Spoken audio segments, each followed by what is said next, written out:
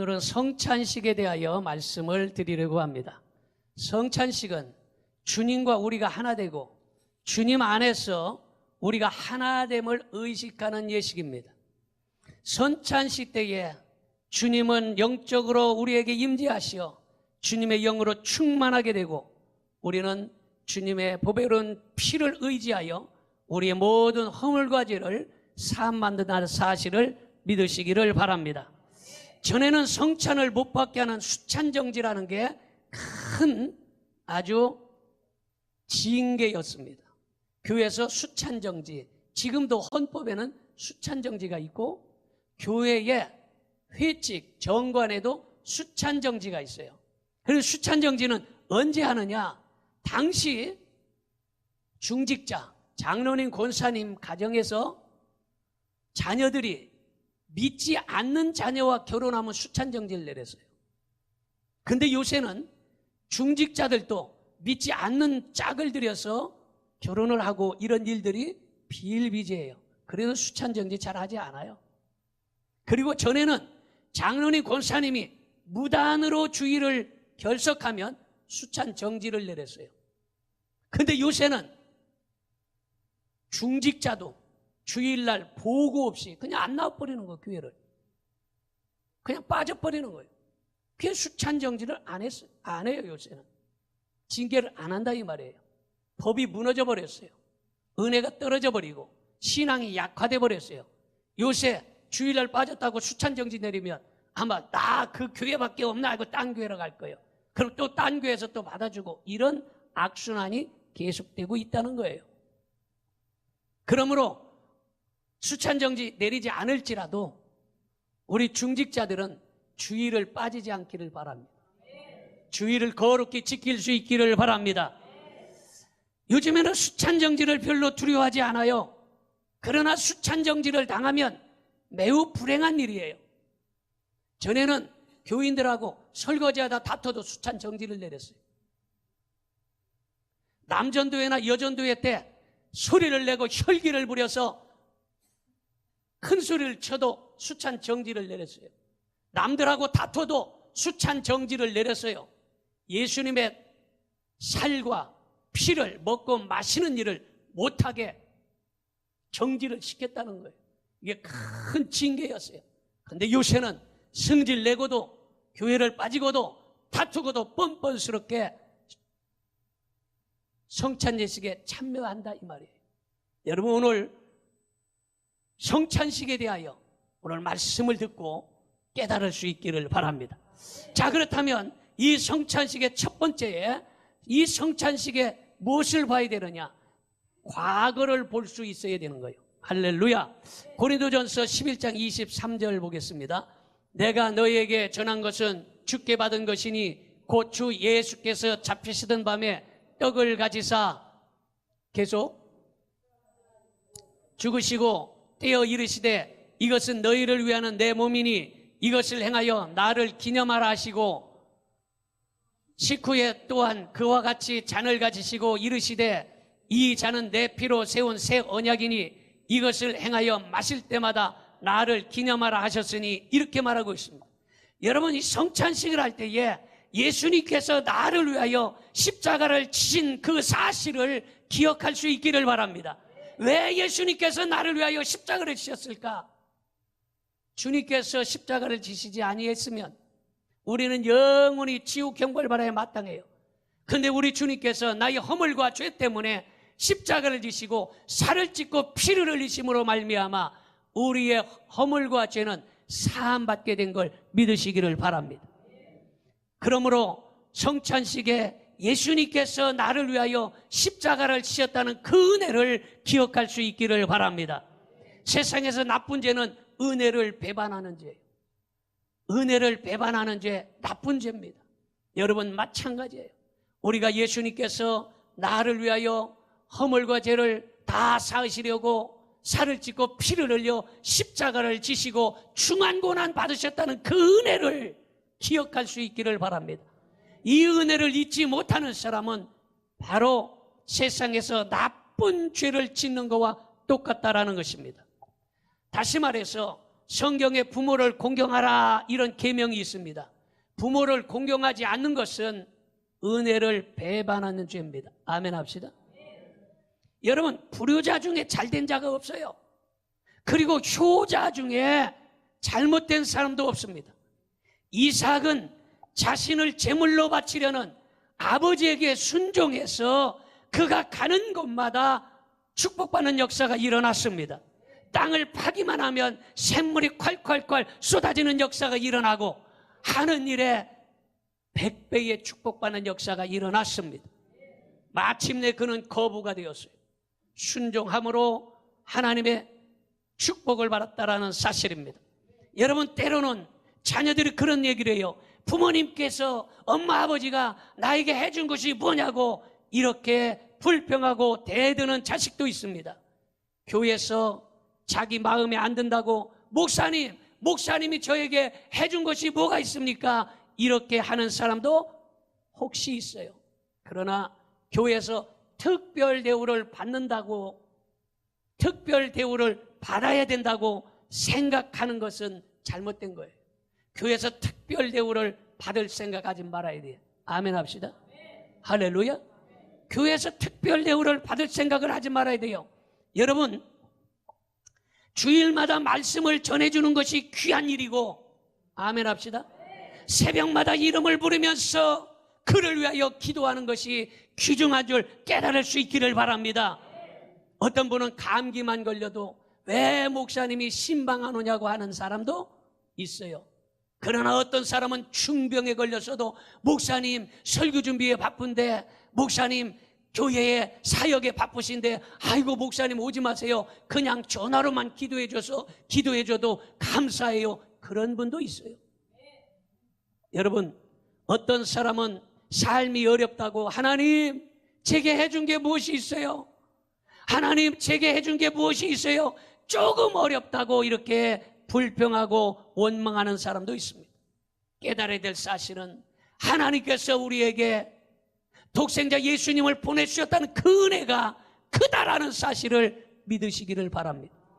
그거보다 더 큰 은혜가 어디가 있겠어요? 그보다 더 큰 특별 대접이 어디가 있겠어요? 우리 주님께서 나를 위하여 십자가를 지시고 살을 찢고 피를 흘려 고난을 받으시고 나를 죽을 자 가운데 지옥 형벌 받아야 마땅할 가운데 마귀의 총에서 해방시키시고 지옥에서 해방시키시고 영원한 생명과 부활을 주셨는데 그보다 더 큰 대접이 어디가 있느냐? 할렐루야. 이 사실을 깨달을 수 있기를 바랍니다. 여러분, 하나님의 은혜를 잊어버리고 좀 어렵다고 좀 힘들다고 불평하지 말아야 된다라는 것입니다. 감사하지 못하는 이유는 왜 그렇습니까? 마음이 부패하기 때문에, 마음이 부패해서 감사하지 못하는 거예요. 죄악에 다 덮여져서 하나님의 은혜를 잊어버리고 사는 거예요. 오늘 이 시간에 잃어버렸던 하나님의 은혜를 찾으시기를 바랍니다. 할렐루야. 여러분, 사람은 마음이 간사해서 적게 받으면 불만에 빠져요. 근데 많이 받으면 교만에 빠지기 쉽습니다. 그러므로 성찬식을 할 때에 주님의 은혜를 기억해야 된다는 거예요. 오늘 여러분, 주님의 은혜를 기억할 수 있기를 바랍니다. 이 성찬식은 그냥 1년에 한두 번 하는 행사로 맞춰서는 안 된다는 거예요. 우리 주님께서 나를 위하여 그 십자가 지시고 중한 고통 받으시고 살을 찢고 피를 흘려 나를 구원하셨다. 할렐루야. 내가 주님의 살을 먹고 주님의 피를 마시며 내가 새 힘을 얻고 새 사람이 되었다. 이런 은혜를 생각해야 된다는 거예요. 할렐루야. 두 번째는 성찬식에서는 자신을 보아야 됩니다. 고린도전서 11장 28절을 봅니다. 사람이 자기를 살피고 그 후에야 이 떡을 먹고 이 잔을 마실지니 자기를 살피라는 거예요. 자기를 살펴보고 성찬식에 참여하라는 거예요. 여기서 자기를 살피라는 것은 나의 작은 허물을 가볍게 여기지 말라는 거예요. 나의 작은 죄를 가볍게 여기지 말라는 거예요. 주의를 범하고 하나님 말씀대로 살지 못하고 감사하라고 했는데 감사하지 아니하고 기뻐하라고 했는데 기뻐하지 아니하고 기도하라고 했는데 기도하지 아니했다면 이런 작은 죄를 가볍게 여기지 말라는 거예요. 자기를 살펴보라는 거예요. 오늘 여러분 자기를 살펴볼 수 있기를 바랍니다. 하나님께서 감사하라고 했는데 내가 감사하지 아니했던가? 기도하라고 했는데 기도하지 아니했던가? 주의를 성수하고 말씀대로 살라고 했는데 내가 하나님의 말씀대로 살지 못했던가? 이런 것들을 가볍게 여기지 말라는 거예요. 자기 자신을 여러분 살펴보라는 거예요. 여러분 한 번이 두 번이 되고 두 번이 세 번이 되기 때문에 주일 한 번 빠지면 죄책감이 들어서 아이고 나 주일 한 번 빠져서 아이고 벌 받으면 어떡하나, 아이고 큰일 났네, 아이고 주일 빠져서 이렇게 처음에는 그래요. 근데 두 번 빠지고 세 번 빠지고 네 번 빠지면 죄책감이 없어져 버려요. 마음이 무뎌지더라 이 말이에요. 여러분 그러므로 오늘 이 시간에 자신을 살펴볼 수 있기를 바랍니다. 그리고 이단이 아니라면 다른 사람을 인정해주고 다른 사람을 판단하지 않고 소극적인 삶보다 적극적인 삶으로 다른 사람을 칭찬하며 살 수 있기를 바랍니다. 할렐루야. 어떤 여자는 밤낮 집 문제로 불평하고 왜 우리 집은 이렇게 작은 집에서 사냐, 당신은 왜 이렇게 월급을 적게 받냐, 당신은 왜 이렇게 하는 일들이 되는 게 없냐, 이렇게 사업 문제로 불평하고 자식 문제로 불평하고 이렇게 불평하는데, 여러분 어떤 부인은요 어려울 때에 여보 걱정하지 말아요, 제가 당신을 위해서 기도해요, 당신 힘내세요, 내가 뒤에서 기도하고 있어요. 할렐루야. 여러분 원망하고 불평한다면 어떤 남편이 그 집을 퇴근하고 들어가고 싶겠어요? 아이고 집에 들어가면 아이고 마누라장이 또 불평하게 생겼네. 그 집을 누가 좋아하겠느냐 이 말이에요. 어떤 남편이 좋아하겠느냐 이 말이에요. 그러므로 오늘 사랑하는 여자분들이요 불평하지 마시기 바랍니다. 여자분들뿐만 아니라 남자분들도 불평하지 말기를 바랍니다. 할렐루야. 여러분 그러므로 오늘 이 시간에 걱정보다 칭찬하고 비판보다 격려하는 사람이 되기를 주님의 이름으로 축원합니다. 그래서 다른 사람을 칭찬하고 격려해주는 그러한 사람이 되어야 한다는 것입니다. 그 다음에 세 번째는 성찬식에서 이웃을 바라봐야 된다는 거예요. 고린도전서 11장 33절 봅니다. 그런즉 내 형제들아 먹으러 모일 때에 서로 기다리라 이렇게 말하셨어요. 기다리라 이 말은 받아들인다라는 의미가 있습니다. 서로 참아주고 용납해줘야 된다라는 거예요. 어떤 사람은요 집에서 밥을 조금만 늦게 차려도 당신 내가 밖에서 일하고 들어왔는데 밥을 빨리 안 차려준다고 밥상머리에서 승질내요. 그런 사람 밥 주지 마세요. 밥상을 홀라당 뒤집어 엎어갖고 밥을 갖다가 개에다 갖다 줘. 어떻게 들어왔다고 금방 밥 차려주냐고. 끓일 시간이 있고 만들 시간이 있고 준비할 시간이 있지. 할렐루야. 여자들만 아멘이 커지네. 좀 기다려라 이랬어요. 기다려라.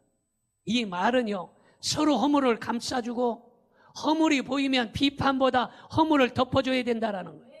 여러분 사소한 일로 삐지는 사람은 문제합니다. 아주 조그만 것 때문에 삐져갖고 조그만 일 때문에 삐치는 거, 이거 어린아기 이런 유아적인 것을 아직 버리지 못했기 때문에 작은 것 때문에 삐지는 거예요. 여러분 사람들이 다 조그만 일에 삐지는 사람은 그 사람 보고 자꾸 눈치를 보는 거예요. 왜냐? 또 그 사람 아이고 삐지면 어떡하나, 또 그 사람 이게 속상하다고 또 삐져갖고 또 시험 들면 어떡하나 해가지고 사람들이 그 사람 보면 아주 불안해요. 어느 날 찬양대가 회식하려고 회식합시다 그러니까 찬양대가 이번에 회식을 중국집으로 갈까 아니면 갈비집에 가서 냉면 먹을까, 이게 의견이 맞선 거예요. 그러니까 요새 건강식으로 기름기 없는 냉면 먹읍시다. 어떤 쪽에서는 그냥 그래도 짜장면이지 하고서 의견이 맞섰어요. 그런데 중국집에서 주장했던 사람이 있고 냉면집을 가자고 주장하는 사람이 생길 거 아니에요? 그런데 그래서 그럼 많은 쪽으로 갑시다 해가지고 중국집으로 갔다는 거예요. 그랬더니 그 사람이 자기가 원하는 식당에 안 갔다고 삐져갖고 교회를 안 나오더라는 거예요. 아니 짜장면 먹으면 어떻고 냉면 먹으면 어떻고 그거 먹는 것 가지고 뭐 그렇게 대단하거든. 그래서 그 사람을 가가지고 달래서 사들 달래가지고 커피 사주고 빵집에서 빵 사주고 그러지 말라고 잘 달래가지고 다시 데려다 놨다는 거예요. 그런데 조금 지나더니 또 그런 일로 삐져갖고 또 시험 들어갖고 나자빠지더라는 거예요. 이 사람은 유아적인 아직도 어린애적인 사고가 바뀌지 않은 거예요. 사소한 일로 빠지지 마세요. 할렐루야. 사소한 일로 삐치지 마세요. 사소한 일로 시험 들지 마세요. 우리 옆에 사람이 사소한 일로 시험 들지 맙시다. 여러분 사소한 일로 시험 들지 마세요. 여러분 이런 사람은 몸은 어른이지만 생각은 여전히 남을 이해할 줄 모르는 유아 어린아기라는 거예요. 별일 아닌 것 같고 목숨 걸 거 없어요. 아무것도 아닌 일 가지고 막 승질내고 뭐 나오니 안 나오니 아주 작은 일, 사소한 일로 여러분 삐지거나 시험 들지 않기를 바랍니다. 여러분 이런 사람은 남을 이해할 줄 모르고 사소한 일 가지고 자꾸 삐지고 시험 들면 이 사람은 점점 다른 사람들에게 왕따가 되고 나중에는 결국 그 사람은 버림받게 되는 거예요. 그러므로 이 성찬식에는 이웃을 바라보고 이해할 수 있어야 된다. 할렐루야. 우리 옆에 서면 나는 당신을 이해하며 살겠습니다. 사소한 일에 삐지지 않겠습니다. 할렐루야. 여러분 이해를 하면 별것 아니에요. 그게 뭐 죽고 사는 문제 아니잖아요. 그게 감옥 가는 문제 아니잖아요. 그게 뭐 대단한 일이라고 그 사소한 문제 때문에 마음 상하고 사소한 것 때문에 삐지고 사소한 것 때문에 시험 드나. 이것은 아직도 몸은 어른인데 그 사람 속에는 어린아기적인 유아적인 것이 버려지지 않기 때문이에요. 그러므로 다른 사람을 이해하고 배려할 수 있기를 주님의 이름으로 축원합니다. 자, 그 다음에 마지막으로 성찬식은 미래를 바라보아야 된다라는 거예요. 고린도전서 11장 26절 봅니다. 너희가 이 떡을 먹으며 이 잔을 마실 때마다 주의 죽으심을 그가 오실 때까지 전하는 것이니라, 이렇게 말하고 있습니다. 오실 때, 이 말은 주님이 재림의 때를 의미하고 있어요. 믿어지면 아멘 합시다. 주님이 오시는 그때까지 우리는 주님의 고난을 기억하고 주님께서 나를 위하여 십자가를 지시고 물과 피를 흘리셨다는 그 사실을 기억하면서 그 은혜를 잊어버리지 말고 주님을 기다리라, 이런 말이에요. 주님 오실 때까지 주님의 은혜를 잊어버리지 말고 주님을 기다릴 수 있기를 바랍니다. 할렐루야. 그리고 성도들은요, 세속적인 교회로, 세속적인 동기로 교회를 다니지 말아야 돼요. 고린도전서 11장 34절을 봅니다.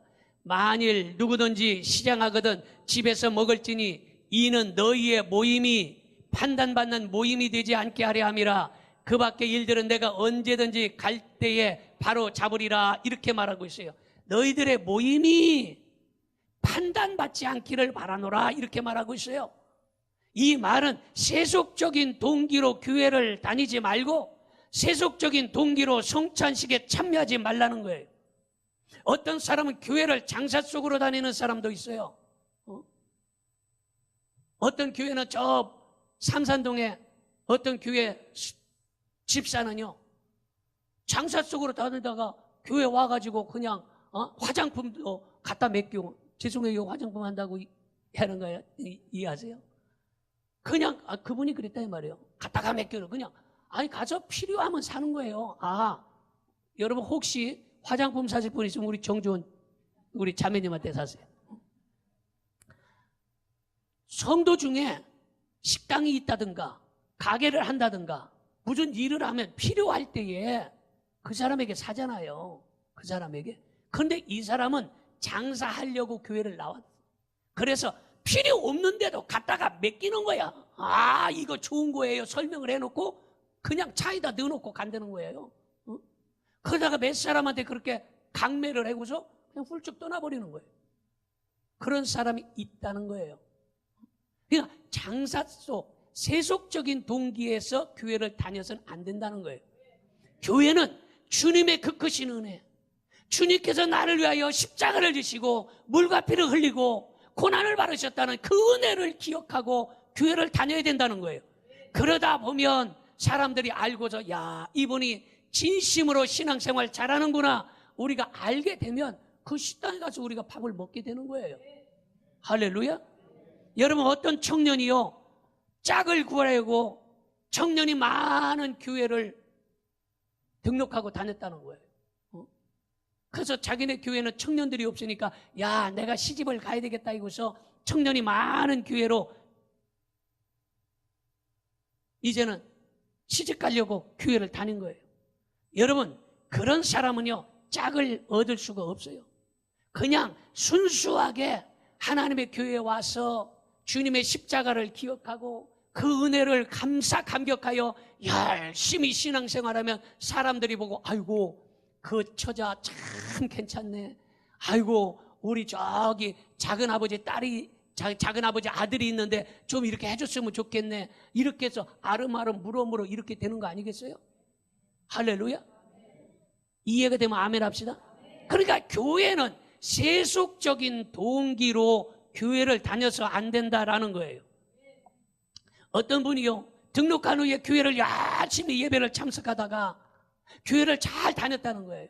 열심히 다니다가 좀 어려움이 생기니까 목사님한테 찾아가지고 목사님 나 보증을 좀 서주세요. 보증 서달라고. 그러니까 참 그 입장이 곤란하잖아. 목사님은 사랑을 이야기하고 목사님은 예수님에 대해서 전해주고 그리고 손해볼지언정 손해를 끼치지 아니하고 뭐 이런 얘기를 많이 하는데 해달라고 하면 해줄 줄 아는 거야. 그러니까 목사님이 이런지야 거절한 거예요. 그러니까 이분이 마음의 상처를 받고 시험이 들어갖고 안 나온다는 거예요. 무슨 말인지 이해가 됩니까?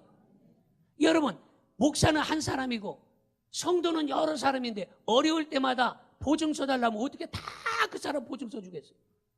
또 어떤 사람은 목사님한테 돈을 끌어오는 사람도 있다는 거예요. 목사님 주일날 헌금 나온 거 있지요? 그거 좀 돈 좀 꺼주세요. 500만 원만 좀 빌려주세요. 이런 사람도 있다는 거예요. 그럼 교인은 많은데 너도 나도 다 돈 빌리러 오면 이런 세속적인 동기로 교회를 다니거나 그런 일들을 해서는 안 된다라는 거예요. 믿으시면 아멘 합시다. 이해를 해야 돼요. 여러분 사람이 다른 목적으로 교회를 찾으면 그 목적을 달성하지 못할 때 또 다른 교회로 옮겨 다닐 수밖에 없는 거예요. 그러므로 어떤 바람에도 흔들리지 아니하고 될 수 있으면 한 교회에서 꾸준히 신앙생활할 수 있기를 바랍니다. 할렐루야. 특별한 일 아니면 교회가 목사님이 말씀이 이단에 빠져서 말씀을 잘못 전한다든가 교회가 뭐 파산돼서 없어졌다든가 아니면 집이 이사를 했다든가 이런 경우 아니면 될 수 있으면 한 교회에서 신앙생활하는 것이 바람직하다는 거예요. 큰 소리로 아멘 합시다. 여러분 목사가 그렇잖아요. 목사가 교인 뺏기 위해서 쟁탈전하는 것도 아니고 그렇잖아요. 목사가 목회를 바르게 하나님의 말씀을 바르게 가르치면 그 교회는 성도들이 오게 돼 있고 할렐루야. 여러분 그러므로 될 수 있으면 한 교회에서 꾸준히 신앙생활하는 것이 가장 좋고 여기저기 옮겨 다니는 영적인 바람길을 끊어야 된다는 거예요. 아멘 합시다. 오늘 깨달을 수 있기를 바랍니다. 주님의 십자가를 깨닫고 은혜를 깨닫고 이걸 깨달으면 우리의 신앙이 바로 서는 거예요. 할렐루야. 여러분, 영적인 바람기가 있으면 잘못하다가 이단에 빠지기 쉽고 이단의 제비족에 빠져서 여러분 가정이 파탄나는 데가 한두 사람이 아니에요. 그러므로 오늘 이 시간에 여러분 이 성찬식에서 나의 과거를 살펴보고 나 자신을 살펴보고 이웃을 살펴보고 미래를 살펴보는 이러한 성찬식이 되기를 바랍니다.